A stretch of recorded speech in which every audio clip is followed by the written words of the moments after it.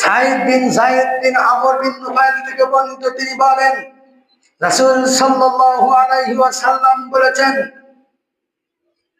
মান ইত্তাদা শিবরাও মিনাল আরদি যুলমান, যে ব্যক্তি অপর কোন ব্যক্তির জুলুম করে, অত্যাচার করে, হয়রানি করে আত্মসাৎ করবে, জমি দখল করবে, জোরপূর্বক ভাবে জমি দখল করে নিবে, তাওয়াকাহুল্লাহু ইয়াহু ইয়াওমাল কিয়ামাতি মিন সাবই আরদিন, কাল কিয়ামতের মাঠে আল্লাহ রাব্বুল আলামিন তার 7 কবর থেকে গলায় দড়ি পরিয়ে তাকে হাসরের মাঠে তুলবেন।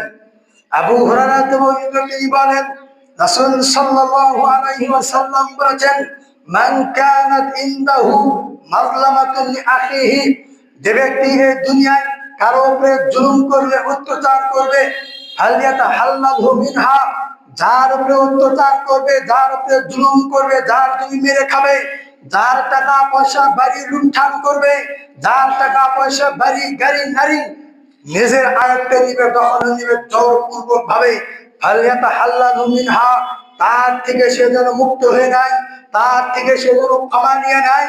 ফাইন্নাহু লাইসা থাম্মা দিনারুন ওয়ালা দিরহামুন, ওই হাসর মাঠে দিনার নেই, দিরহাম নেই, টাকা নেই, পয়সা নেই, জমি নেই, ওই হাসর মাঠে গাড়ি নেই, গাড়ি নেই, বাড়ি নেই, মিন ক্বাবলি আইয়াখুযা মিন হাসানাতি আখিহি, তার ভাইয়ের থেকে নেকি কর্তন করার পূর্বেই, ফাইল্লামে বিল্লাহু হাসানাতুন উখিযা মিন সাইয়্যাতি আখিহি, যদি নেকি না থাকে তাহলে তার ভাইয়ের যে পাপ রয়েছে তুরিহাত আলাই, ওই পাপের বোঝা তাকে বহন করতে হবে।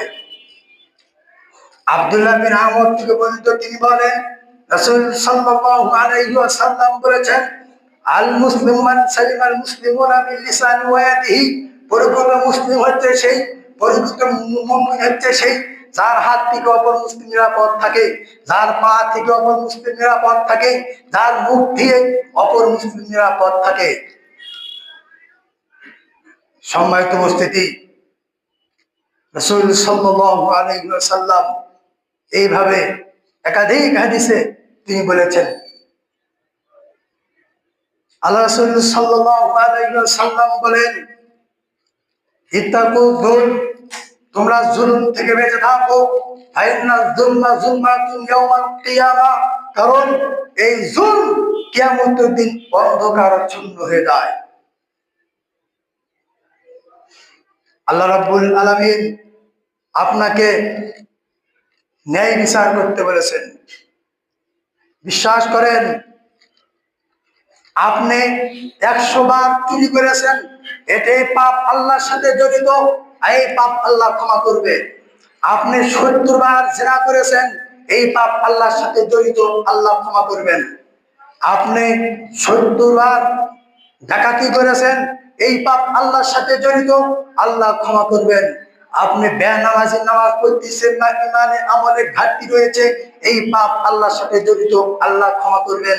কিন্তু বান্দার সাথে জড়িত পাপ আল্লাহ ক্ষমা করবে না। আপনাকে বলছি শুনেন, আপনার বাবা মারা গিয়েছে 15 থেকে 20 বছর আগে, আপনি বাবার সম্পত্তি এখনো ভাইয়ে ভাইয়ে মিটমাট হয়নি কেন? বাবা যেদিন মারা গিয়েছে সেদিন মাটি দিয়ে আসার পরে বাপের সম্পদ ভাগ হবে, এটাই নিয়ম। ঝুলে রাখবেন, বান্দার হক মেরে খাবেন। আপনার ছোট সন্তান পাগল, বড় সন্তান এসপি হয়েছে, ছোট পাগল সন্তানকে সন্তান হিসেবে আপনি সম্পদ বেশি দিয়েছেন, বান্দার হক মেরে খেয়েছেন। আপনার বড় ছেলে প্রেম প্রীতি করে বিয়ে করেছে, তাকে সম্পত্তির ভাগ দেন নাই, বাকি সন্তানকে ভাগ দিয়েছেন, আপনি বান্দার হক মেরে খেয়েছেন।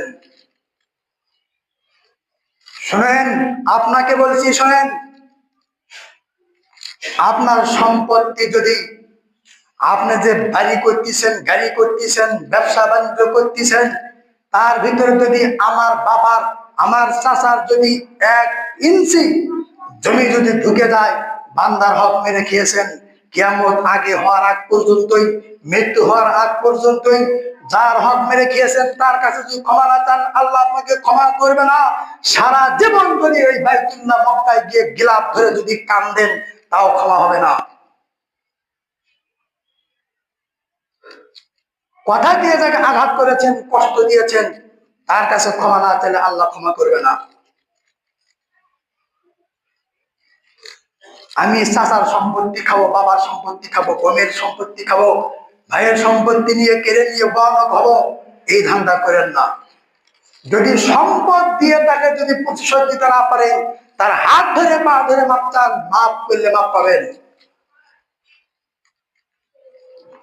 আপনি ভাইয়ের জমি খাবেন, চাচার জমি খাবেন, বোনের জমি খাবেন, ফুপির জমি খাবেন, আর তার হক দিবেন না, জান্নাত যাওয়ার চেষ্টা করেন না। আপনি শত শত মানুষের টাকার জমি খাওয়ার পরে যদি জান্নাত যান, যদি আল্লাহ আপনাকে মাফ করে জান্নাত দেয়, আল্লাহ জালেম, আল্লাহ অত্যাচারী। আল্লাহ রাব্বুল আলামিন হাদিসে কুদসিতে বলেছেন, ইন্নী হারামতু যুলমা আলা নাফসি, আমি আল্লাহ আমার উপরে জুলুমকে হারাম করেছি, ওয়াজালতু বাইনাকুম মুহাররামান, তোমাদের উপরে জুলুমকে হারাম করেছি, ফালা তাযালামু, তোমরা জুলুম করবে না। আমি আল্লাহর উপরে জুলুম হারাম, মানুষের উপরে হয়রানি, অত্যাচার, জুলুম, নির্যাতন